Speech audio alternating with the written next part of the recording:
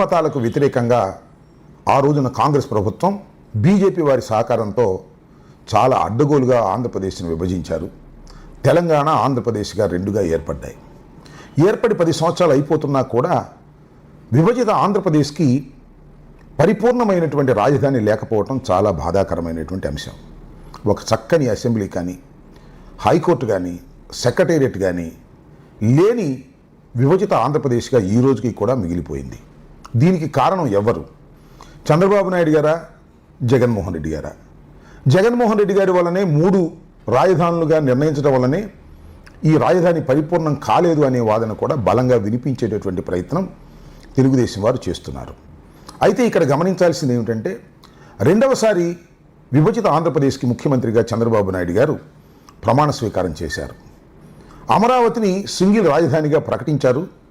అమరావతిని శరవేగంగా ముందుకు తీసుకువెళ్తాము అని అంటున్నారు. ఇది సాధ్యమా? ఇలా జరగడానికి ఎవరు ప్రధానమైన కారకులు అనే విషయాల మీద మీతో చర్చిద్దామనే ఉద్దేశంతో నేను మీ ముందుకు వచ్చాను. రాష్ట్రం విడిపోయింది. విడిపోయిన తర్వాత చంద్రబాబు నాయుడు గారు 10 సంవత్సరాల పాటు తెలంగాణలో హైదరాబాదులో మన రాజధానిని ఏర్పాటు చేసుకొని అక్కడి నుంచి పరిపాలన చేస్తూ ఈ 10 సంవత్సరాల కాలంలో ఒక చక్కని అసెంబ్లీని, హైకోర్టుని, సెక్రటేరియట్ని ఏర్పాటు చేసుకునేటటువంటి సౌలభ్యాన్ని ఆ రోజున విభజిత చట్టం మనకు ఇచ్చింది. దానికి 2500 కోట్లు కూడా కేటాయించడం జరిగింది.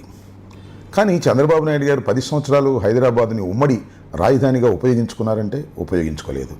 చంద్రబాబు నాయుడు గారు వరుసనే తప్పులు చేస్తూ వచ్చారు. అదేంటి, చంద్రబాబు నాయుడు గారు లాంటి సీనియర్ వ్యక్తి తప్పులు చేశాడు అని మనం చెప్పగలమా? చెప్పే ధైర్యం ఉందా అంటే ఖచ్చితంగా వైఎస్ఆర్ కాంగ్రెస్ పార్టీ చాలా స్పష్టంగా చంద్రబాబు నాయుడు గారు తప్పిదాల మీద తప్పిదాలు చేసుకోవటం వలనే ఇవాళ ఆంధ్రప్రదేశ్కి సరైనటువంటి రాజధాని లేనటువంటి ఒక విపత్కరమైన పరిస్థితి ఏర్పడిందనేది నా అభిప్రాయం. చంద్రబాబు నాయుడు గారు ఏం తప్పులు చేశారు? మొదటి తప్పు, ఎమ్మెల్సీని కొనుగోలు చేసే వ్యవహారంలో తెలంగాణ ప్రభుత్వంతో తగాదబడి 10 సంవత్సరాలు ఉమ్మడి రాజధానిగా ఉన్నటువంటి హైదరాబాదును వదిలేసి పారిపోయి ఆంధ్రప్రదేశ్కు రావాల్సినటువంటి పరిస్థితి ఏర్పడింది. అప్పటికి ఆంధ్రప్రదేశ్లో ఇన్ఫ్రాస్ట్రక్చర్ లేదు. అన్నీ తాత్కాలికంగా కట్టుకోవాల్సినటువంటి పరిస్థితి ఏర్పడింది. అది చంద్రబాబు నాయుడు గారు చేసినటువంటి మొదటి తప్పు. రెండవ తప్పు ఏంటంటే, హైదరాబాదు మన రాజధాని కాదు అనుకున్నప్పుడు మనం ఏం చేయాలి నా అభిప్రాయం అంటే, ఆంధ్రప్రదేశ్లో ఉన్నటువంటి పట్టణాల్లో ఒక పట్టణాన్ని రాజధానిగా ఎన్నుకోవాలి. అది విజయవాడ, గుంటూరు, రాజమండ్రి, విశాఖపట్నము, కర్నూలు, తిరుపతి, నెల్లూరు, ఏదైనా పర్వాలేదు. మీకు ఏది కరెక్ట్ అనిపిస్తే ఆ ప్రాంతాన్ని, ఆ పట్టణాన్ని, అభివృద్ధి చెందినటువంటి పట్టణాన్ని మీరు రాజధానిగా ఎన్నుకొని అక్కడ మీరు అసెంబ్లీని, సెక్రటేరియట్ని, హైకోర్టును నిర్మాణం చేసినట్లయితే ఆటోమేటిక్గా ఆ ప్రాంతం అంతా కూడా రాజధానిగా ఏర్పడిపోయి ఉండేది. కానీ చంద్రబాబు నాయుడు గారు చేసిన తప్పిదం ఏంటంటే, ఈ పట్టణాల్లో ఏ పట్టణాన్ని ఎన్నుకోకుండా అసలు రాజధానినే నిర్మిస్తాను, నేను అసెంబ్లీని నిర్మించను, కేవలం హైకోర్టును నిర్మించను, కేవలం సెక్రటేరియట్ను మాత్రమే నిర్మించను, ఒక రాజధానిని, మహాపట్టణాన్ని నిర్మిస్తాను అని రెండవ తప్పిదానికి చంద్రబాబు నాయుడు గారు పాల్పడ్డారు. నేను చెప్పదలుచుకుంది ఏంటంటే, మొదటి తప్పిదం అక్కడే 10 సంవత్సరాలు ఉండే విధంగా ఏర్పాటు చేసుకొని ఏదో ఒక పట్టణాన్ని రాజధానిగా ఎన్నుకొని అక్కడ ఇన్ఫ్రాస్ట్రక్చర్ చేసి ఉన్నట్లయితే ఇంత వ్యయభారమై ఉండేది కాదు. ఆ రోజున కేంద్ర ప్రభుత్వం 2500 కోట్ల రూపాయలు రాజధాని నిర్మాణానికి ఇచ్చింది. 2500 కోట్ల రూపాయలు చంద్రబాబు నాయుడు గారు పప్పు బెల్లాల్లాగా ఖర్చు పెట్టేశారు. చిత్రమైన విషయం ఏంటంటే, చంద్రబాబు నాయుడు గారు అమరావతిని రాజధానిగా నిర్ణయించుకున్నారు. అమరావతి అంటే అది ఒక పట్టణ నిర్మాణం. అమరావతి దగ్గర కూడా కాదు, అమరావతికి విజయవాడలో మధ్యన ఉన్నటువంటి ప్రాంతాన్ని సుమారుగా 53,000 ఎకరాలని ఆయన టార్గెట్ చేశారు. దానిలో 33,000 ఎకరాలు రైతుల దగ్గర నుంచి పూలింగ్ ద్వారా తీసుకున్నారు. ఆ పూలింగ్ తీసుకోవడం కోసం ఎంత శ్రమపడ్డారో నేను ప్రత్యేకంగా చెప్పాల్సిన అవసరం లేదు. కొంతమంది వాలంటరీగా ఇచ్చారు, కొంతమంది బెదిరించి తీసుకున్నారు. ఎట్టకేలకు 33,000 ఎకరాలు రైతుల దగ్గర నుంచి తీసుకున్నారు. 2,500 కోట్ల రూపాయలు ఖర్చు పెట్టారు. ఏం జరిగింది? ఏం ఇన్ఫ్రాస్ట్రక్చర్ ఉంది? ఏమి ఇన్ఫ్రాస్ట్రక్చర్ లేదు అక్కడ. ఒక తాత్కాలికమైనటువంటి భవనాలు నిర్మించారు. వర్షం వస్తే ఆ భవనాల నిండా నీళ్లు పడేటువంటి పరిస్థితి ఏర్పడింది. దానిలో అంత అవినీతికి పాల్పడ్డారు. 2,500 కోట్ల రూపాయలు కేంద్ర ప్రభుత్వం ఇస్తే వాటిని పప్పు బెల్లాల్లాగా ఖర్చు పెట్టేసి దానిలో అవినీతికి పాల్పడి అమరావతి నిర్మాణం పేపర్లో బాగా జరిగింది, టీవీల్లో బాగా జరిగింది, కానీ లోకల్గా మాత్రం ఏమీ జరగనటువంటి పరిస్థితి ఏర్పడింది. ఈ దశలో చంద్రబాబు నాయుడు గారి పార్టీ ఓడిపోయింది. జగన్మోహన్ రెడ్డి గారు అధికారంలోకి వచ్చారు. ఇక్కడ గమనించాల్సిన అంశం ఏంటంటే జగన్మోహన్ రెడ్డి గారు కూడా 3 రాజధానులను నిర్ణయించడం వలన అమరావతి వెనుకబడిపోయింది అనేటువంటి మాట ప్రబలంగా తెలుగుదేశం పార్టీకి సంబంధించిన వారు, అమరావతిలో భూములు ఉన్నవారు తీవ్రంగా ప్రచారం చేస్తున్నారు. దానిలో నిజముందో అబద్ధం ఉందో ప్రజలు నిర్ణయించాలి. ఇక్కడ ప్రాబ్లం ఏంటంటే చంద్రబాబు నాయుడు గారు పెద్ద ఎత్తున ఒక మహాపట్టణాన్ని నిర్మించాలి హైదరాబాద్తో పోటీగా, బెంగళూరుతో పోటీగా అనుకోవటం అనేది ప్రధానమైనటువంటి తప్పిదం. దానికి లక్షల కోట్ల రూపాయలు ఖర్చు పెట్టవలసినటువంటి పరిస్థితి ఏర్పడుతుంది. విడిపోయినటువంటి రాజధానికి అప్పటికే చాలా నష్టం జరిగి, విడిపోయినటువంటి రాష్ట్రానికి అప్పటికే చాలా నష్టం జరిగి, మన ఆదాయాలన్నీ పడిపోయిన తర్వాత రాజధానికి లక్షల కోట్లు ఖర్చు పెట్టి నిర్మించడం సాధ్యమవుతుందా అనేది ఇక్కడ ప్రశ్న. అందువల్లనే జగన్మోహన్ రెడ్డి గారు 3 రాజధానులుగా నిర్ణయించడం జరిగింది. సరే, దీని మీద చాలా విమర్శలు ఉన్నాయి. 3 రాజధానులు అని ప్రకటించడం వల్లనే ప్రజలు మమ్మల్ని తిరస్కరించారనేది ఉంది. దాని మీద మరి ఆలోచన చేయవలసినటువంటి అవసరం కూడా ఉన్నది. ఇక్కడ ఒక ప్రశ్న ఉద్భవిస్తుంది. ఏమండి, మళ్ళీ తిరిగి మీరు అధికారంలోకి వస్తానంటున్నారు, అధికారంలోకి వస్తే మళ్ళా 3 రాజధానులే మొదలెడతారా లేక అమరావతిని రాజధానిగా చేసుకుంటారా అనేది ఒక ప్రశ్న. ఈ ప్రశ్నకి ఖచ్చితంగా వైఎస్ఆర్ కాంగ్రెస్ పార్టీ రాబోయే కాలంలో జగన్మోహన్ రెడ్డి గారి నాయకత్వంలో చర్చించి సరైనటువంటి సమయంలో సరైనటువంటి సమాధానం కూడా మేము ప్రజలకు చెప్పవలసినటువంటి బాధ్యత ఉందని నేను భావిస్తున్నాను. అయితే ఇక్కడ మరొక అంశం ఏమిటంటే ఇవాళ చంద్రబాబు నాయుడు గారు అమరావతిని మళ్ళా ఒక అద్భుతమైన పట్టణంగా తీర్చిదిద్దాలని ప్రయత్నం చేస్తున్నారు. దీనికోసం ఎన్ని అవస్థలు పడుతున్నారంటే 15,000 కోట్ల రూపాయలు ఏడీబీ దగ్గర నుంచి తీసుకున్నారు. అంటే 15,000 కోట్ల రూపాయలు అప్పు చేశారు. మళ్ళా హడ్కో నుంచి ఒక సుమారుగా ఒక 11,000 కోట్ల రూపాయలు, అంటే 26,000 కోట్ల రూపాయలు అమరావతి మీద వెచ్చించడానికి వాళ్ళు సిద్ధపడ్డారు.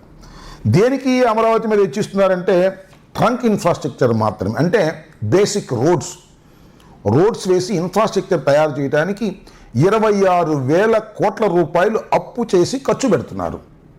నేను అడుగుతా ఉన్నా, రాష్ట్రం ఇంత ఆర్థికంగా దెబ్బతిని ఉన్న పరిస్థితుల్లో 26,000 కోట్ల రూపాయలు అప్పు చేసి ఖర్చు పెట్టవలసినటువంటి అవసరం ఉందా లేదా నాకు తెలియదు. మీరే ఆలోచన చేయమని మనవి చేస్తున్నా.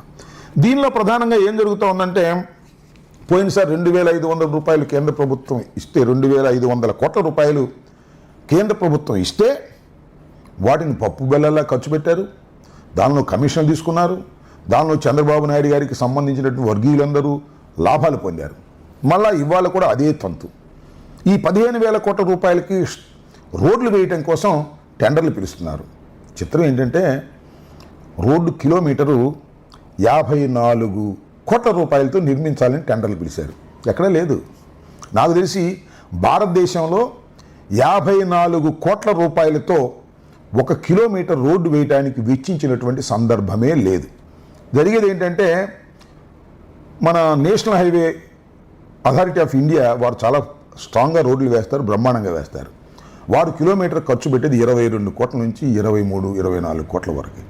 దానికన్నా మిన్నుగా అంటే డబల్ ఖర్చు పెట్టే పరిస్థితికి వచ్చారు. అంటే ఇది ఖర్చు పెట్టాలనుకుంటున్నారా లేక ఇలా టెండర్లు పిలిచి దీనిలో సొమ్ము చేసుకోవాలని అనుకుంటున్నారా అనే అంశం మీద నేను మీకు ప్రత్యేకంగా చెప్పాల్సినటువంటి అవసరం లేదు. 2,500 కోట్ల రూపాయలు కేంద్ర ప్రభుత్వం ఇస్తే ఆ రోజున ఏ విధంగా దుర్వినియోగం చేశారో ఇవాళ 26,000 కోట్ల రూపాయలు ఇచ్చేటటువంటి బ్యాంకులో వచ్చే లోన్లు కూడా ఈ విధంగా దుర్వినియోగం చేయడానికి చంద్రబాబు నాయుడు గారు ప్రయత్నం చేస్తున్నారనేది నా ఆరోపణ.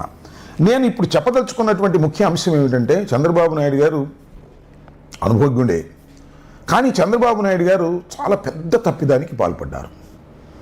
ఆంధ్రప్రదేశ్లో ఒక రాజధానిని నిర్మించడం కోసం ఆయన ఇన్ని డబ్బులు వెచ్చించడం అనేది చాలా ప్రమాదకరమైనటువంటి ఆర్థిక పరిస్థితులు ఈ రాష్ట్రానికి ఏర్పడతాయనేది నా అభిప్రాయం. ఇవాళ 26,000 కోట్లు ఖర్చు పెట్టినా కూడా అమరావతి ఒక అందమైనటువంటి లాభసాటి అయినటువంటి పట్టణంగా తయారవుతుందా అంటే తయారు కాదు అనేది నా అభిప్రాయం. ఎందుకంటే వరదలతో ముంచెత్తిపోయేటటువంటి ప్రాంతం అది. అక్కడ అభివృద్ధి జరగాలంటే చాలా కష్టం, ఏంతో కూడుకున్నటువంటి అంశం చాలామంది నిపుణులు కూడా చెప్పారు. అయితే ఇప్పుడు చంద్రబాబు నాయుడు గారు వెనక్కి వెళ్తారంటే వెనక్కి వెళ్ళలేరు ఆయన. ఇది ఎలా ఉందంటే వైట్ ఎలిఫెంట్ లాగా ఉంది, ఒక తెల్ల ఏనుగును పెంచుకున్నట్టుగా ఉంది.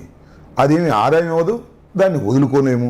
ఈ రకమైనటువంటి ఒక క్లిష్ట పరిస్థితిలో రాష్ట్రాన్ని నెట్టింది నారా చంద్రబాబు నాయుడు గారు అనేది నేను ఇక్కడ చాలా స్పష్టంగా చెప్పదలుచుకున్నా.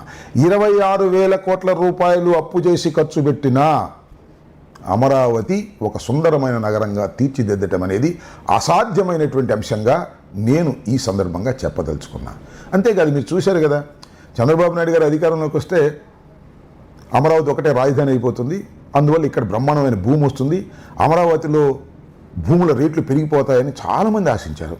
చాలామంది చంద్రబాబు నాయుడు గారు వస్తారని భావించి ముందే కొన్నారు. కానీ ఏం జరిగింది? చంద్రబాబు నాయుడు గారు అధికారంలోకి వచ్చిన తర్వాత టప్పును పడిపోయింది. సేల్స్ లేవు, ధరలు పెరగలేదు. కారణం ఏంటి? నమ్మకం లేదు.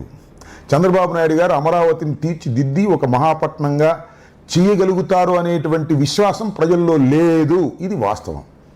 దాంతోపాటు బుడమేరుకు వచ్చినటువంటి వరదలు కానివ్వండి, ఈ వర్షాల వల్ల పల్ల ప్రాంతాలు మునిగిపోవటం వల్ల కానివ్వండి, అమరావతి రాజధానికి పనికొస్తుందా లేదా అనే సందిగ్ధమైనటువంటి పరిస్థితి ఏర్పడినటువంటి ఈ తరుణంలో ఇది రాష్ట్రానికి చాలా నష్టం చేస్తుందని, చంద్రబాబు నాయుడు గారి లాంటి అనుభవజ్ఞుడైనటువంటి వ్యక్తి చేసినటువంటి తప్పిదాల వలన ఆంధ్రప్రదేశ్ అభివృద్ధి కుంటుపడిపోయిందనే విషయాన్ని చాలా స్పష్టంగా మీకు చెప్పాలనే ఉద్దేశంతో మీ ముందుకొచ్చాను. వాస్తవమో కాదో కొద్దిగా ఆలోచించాలని రాష్ట్ర ప్రజానీకాన్ని కోరుతున్నాను.